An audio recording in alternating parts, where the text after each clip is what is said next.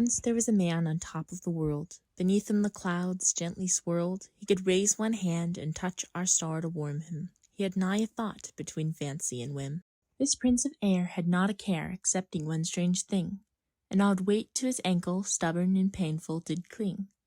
Every day he wished to look down to see what shackle he bore, but he knew if he did, through the clouds, he may see the floor, and whence he saw he would know how far he had to fall. So he put it off and off as long as he could stall.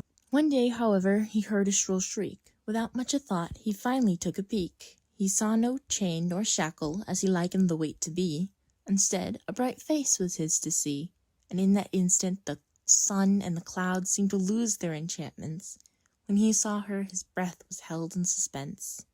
He held out his hand to her as though they were friends from long ago. She took it and stood by his side. Both their worlds felt clarified.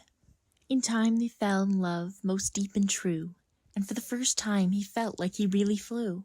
All was not well, for the woman could not stand life in the sky, so secretly each day she'd mourn and cry.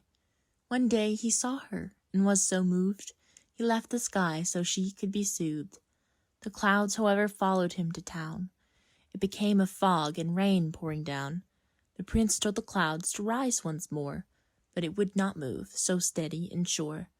They tried to live on despite his reign, but many were dying and in much pain. So they came out set with a plan to face the fog hand in hand. They fought together, they won together, they lived and they laughed together in joy for the rest of their years.